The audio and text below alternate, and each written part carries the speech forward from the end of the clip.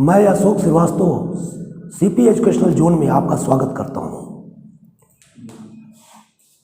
मैं बहुत से पार्ट में आपको मिल रहा हूं, लेकिन थोड़ा सा मैं बच्चों के मांग पर मैंने ये सोचा कि जो हाई स्कूल यूपी बोर्ड में सोशल साइंस है एसएसटी, जो सीबीएसई पाठ्यक्रम से भी संबंधित है और यूपी बोर्ड से भी संबंधित है, तो बच्चों ने मांग किया कि सर थोड़ा एसएसटी भी डाला जाए, जो कि एंट्रेंस परीक्षाओं के लिए बहुत जरूरी होता है।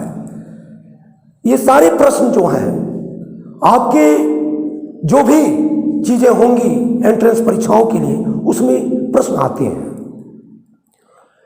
तो उस एसएसटी की किताब में पहला लेसन जो है वह है यूरोप में राष्ट्रवाद का उदय, यानी कहा जाए कि the rise of nationalism in Europe. राष्ट्रवाद तो भारत का भी, हर देश का राष्ट्रवाद होता है।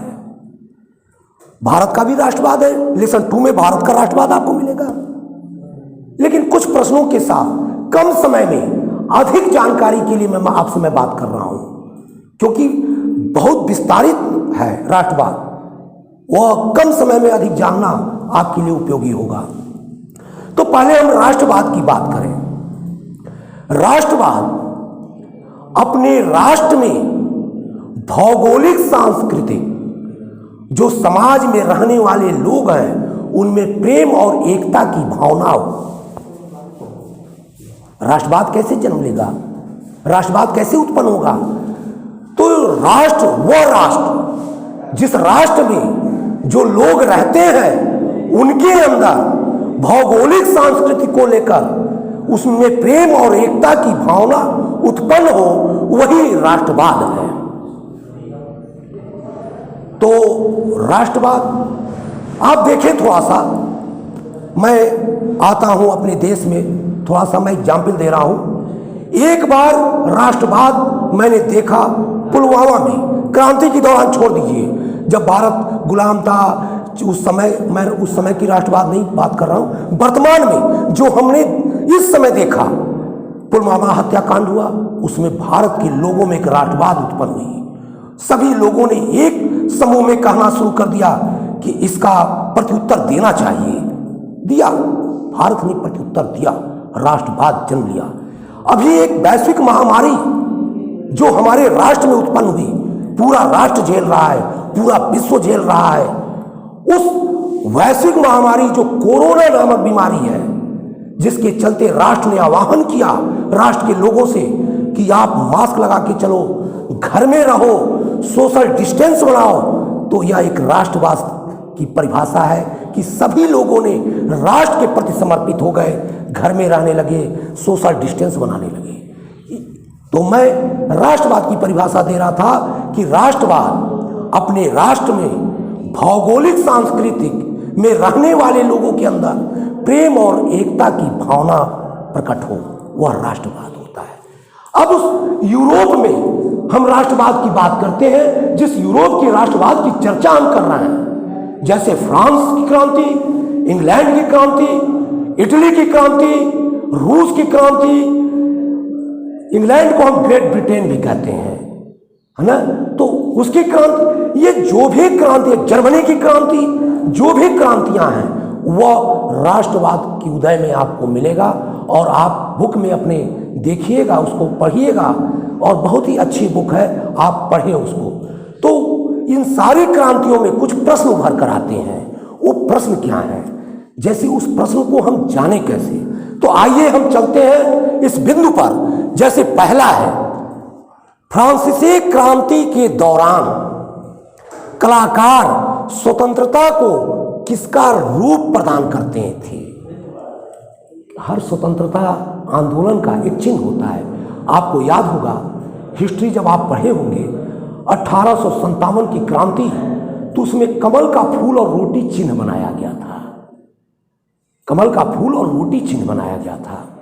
उसी प्रकार जब फ्रांस में क्रांति के दौरान जब क्रांति उत्पन्न हुई, क्रांति होता क्यों है ये भी जाना जाए, क्योंकि हम क्रांति की बात करेंगे आपसे। क्रांति होता क्यों है? जैसे मान लीजिए निरंकुश शासक हो, जो अपना केवल मर्जी चलाता हो वह जनता की बात न सुनता हो, तो वहां पे जनता के अंदर विद्रोह उत्पन्न होता है। मैं कम शब्दों में समझा रहा हूं, परिभाषाएं तो बहुत हैं विद्वानों के पास और लोगों के पास, लेकिन मैं आपको कम शब्दों में कम समय में अधिक जानकारी देने का प्रयास कर रहा हूं। तो वह विद्रोह उत्पन्न होता है लोगों के अंदर, उस राष्ट्र के अंदर वह क्रांति होता है। तो फ्रांसीसी क्रांति के दौरान, पुनः सुनिए, कलाकार स्वतंत्रता को किसका रूप प्रदान करते थे? ऑप्शन है महिला पुरुष ध्वज, महिला पुरुष।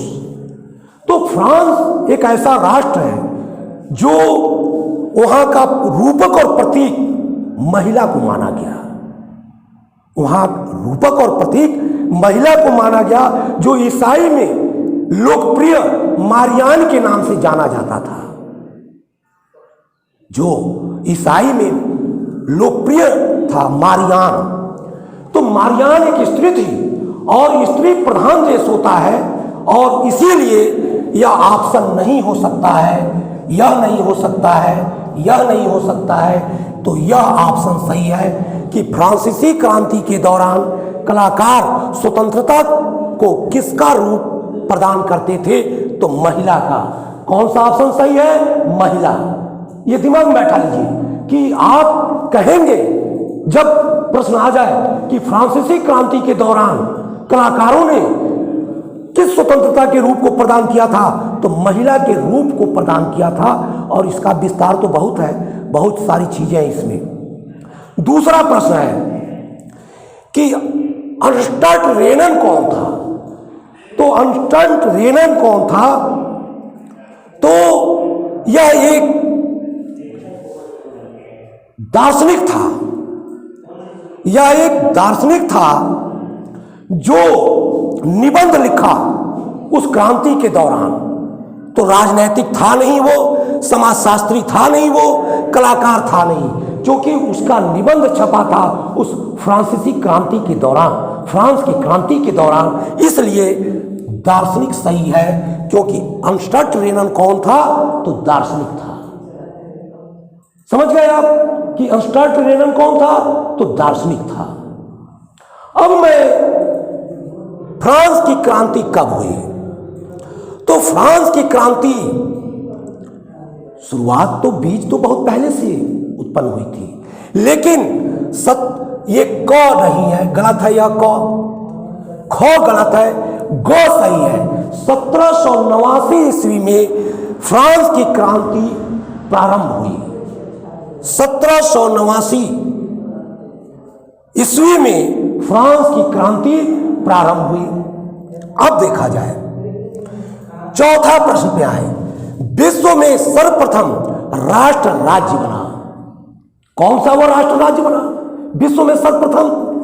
तो आप ध्यान दें, जर्मनी में क्रांति हो रही थी, फ्रांस में क्रांति हो रही थी। इंग्लैंड की क्रांति की बात मैं करूंगा कि इंग्लैंड की क्रांति पर मैं जब आऊंगा उस टॉपिक पे, तो मैं आपको समझाऊंगा कि इंग्लैंड की क्रांति क्या थी। इंग्लैंड की क्रांति हो रही थी, तो उसमें सबसे पहला राज्य, विश्व में सर्वप्रथम राज्य जो था, संयुक्त राज्य अमेरिका बना। तो विश्व में सर्वप्रथम राज्य बना संयुक्त राज्य अमेरिका। अब हम चलते हैं अगले प्रश्न पे। आपको मैं चौथा प्रश्न वहां समझाया, मैं कहा कि चला जाए, तो मैं पांचवा प्रश्न पे आ रहा हूं। किसने इटली के एकीकरण को संभव बनाया? चार ऑप्शन है, मैत्सिनी, गैरिबाल्डी, काबूर और सभी। ये चार ऑप्शन है। अब इस चार ऑप्शनों में आपको कैसे करना है? तो मैत्सिनी जो था 1807 में जन्म हुआ जिनेवा में, जो यंग इटली और यंग यूरोप का गठन किया। यंग इटली और यंग यूरोप का उसने गठन किया। तो मैत्सिनी भी इटली में भूमिका निभाया एकीकरण में। ध्यान दीजिएगा, गैरिबाल्डी इटली के सेना का संस्थापक था, तो गैरिबाल्डी भी इटली के एकीकरण में भूमिका निभाया। और काबूर भी इटली के एकीकरण में संपूर्ण अपना सहयोग दे डाला, इसलिए इसमें ये ऑप्शन सही है। यानी सभी ने, मैक्सिनी ने भी, गैरीबाल्डी ने भी और काबूर ने भी, इन तीनों लोगों ने उस इटली के एकीकरण में अपना सहयोग प्रदान किया, सर्वस्व न्योछावर किया। तो इसका ऑप्शन क्या है पांचवा का? सभी। अब हम आते हैं छठवां, जर्मनी का एकीकरण कब हुआ? तो जर्मनी का एकीकरण 1848 में नहीं हुआ, 1842 में नहीं हुआ, 1852 ईस्वी में नहीं हुआ। तो कब हुआ? तो 1871 में, 1871 ईस्वी में जर्मनी का एकीकरण हुआ। कौन सा ऑप्शन सही है छठवां का? जर्मनी का एकीकरण 1871 ईस्वी में हुआ। अब हम बात करें सातवें, शुल्क संघ जाल वेराइन कब स्थापित किया? शुल्क संघ एक ऐसा योजना थी, 30 कर दिए जाते थे, 30 मुद्रा समझिए, 30 मुद्रा। अब उस किताब को आप पढ़ेंगे तो समझ में आएगा, बहुत व्याख्या करूंगा तो वह हम कहें कि कम समय में अधिक जानकारी लिया जाए। उसको क्या किया गया? शुल्क संघ जो जाल वेराइन था उसे 2 मुद्रा में कर दिया गया, 2 मुद्रा में कर दिया गया। तो शुल्क संघ जाल वेराइन को कब स्थापित किया गया? तो 1848 में नहीं हुआ था, 1832 में नहीं हुआ था, 1842 में नहीं हुआ था, तो यह 1834 में शुल्क संघ जाल वेराइन को स्थापित किया गया। इंग्लैंड की क्रांति कब हुई?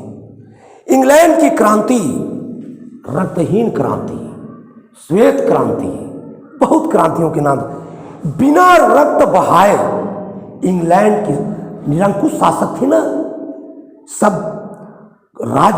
राज्यतंत्र था, कई राज्यों में बटा हुआ था। जैसे भारत का ही राष्ट्रवाद पढ़ेंगे तो आप सुने होंगे कि 562 देसी रियासतें अलग थी, हैदराबाद, कश्मीर वगैरह वगैरह, जो भी आप उसमें जब पढ़ेंगे तो उसमें आप देख रहे होंगे। तो इंग्लैंड की क्रांति कब हुई? तो इंग्लैंड की क्रांति कब हुई? तो इंग्लैंड की क्रांति 1688 ईस्वी में हुई। 1650 में नहीं हुई, 1700 में नहीं हुई, 1690 में नहीं हुई। तो 1688 ईस्वी में इंग्लैंड की क्रांति प्रारंभ हो गई थी। अब ग्रीस यूनान एक स्वतंत्र राष्ट्र कब बना? तो ग्रीस यूनान स्वतंत्र राष्ट्र 1832 ईस्वी में बना, क्योंकि सब राज्य जो थे एक राज्य थे। जैसे भारत में अवध का राजा कोई था, अलग अलग राज्य थे, कश्मीर का राजा कोई और था, झांसी का राजा कोई और था, महाराष्ट्र पेशवा कोई और था, सब अलग अलग थे। उसी प्रकार ग्रीस भी तो स्वतंत्र राष्ट्र बना यह 1832 में, न कि 1821, 1820, 1882, ये तीनों ऑप्शन गलत है। इसमें 1832 में वह स्वतंत्र राष्ट्र बना, ग्रीस जो यूनान में है। अब योहान ग्राडफील्ड कौन था? योहान ग्राडफील्ड जो था बहुत बड़ा विद्वान था। उसने भी अपने सामाजिक उत्पन्न में बहुत सारी बातों को उसने किया और उसको करने के बाद बहुत सारे विचार उसने दिए। अब विचारों पे मैं चर्चा नहीं कर रहा हूँ आपके समक्ष, क्योंकि मैं पहले भी कहा कि कम समय में अधिक जानकारी, और ये सारे प्रश्न जो हैं यह यूपी बोर्ड और सीबीएसई पाठ्यक्रम के लिए अति अनिवार्य है। अगर मेरी बात पे न आपको समझ में आ रहा हो तो आप बुक खोल के देखिएगा, या जब आप किताब खोलिएगा तो आपको समझ में आने लगेगा कि ये चीज़ क्या है। तो योहान ग्राडफील्ड कौन था? तो वह एक दार्शनिक था। वह क्या था? एक दार्शनिक था। वह न कि वह कलाकार था, न कि वह राजनीतिज्ञ था, न वह चित्रकार था। तो आपको मेरा यह यूरोप में राष्ट्रवाद का उदय जो हुआ, पार्ट 1 में मैंने आपको कुछ प्रश्नों को समझाया है और उसकी कुछ बिंदुओं को मैं पार्ट 2 में डाल दूंगा और आपकी परीक्षा के लिए बहुत ही उपयोगी सिद्ध होगा। इन्हीं शब्दों के साथ सीपी एजुकेशनल जोन में मैं आपका धन्यवाद करता हूं।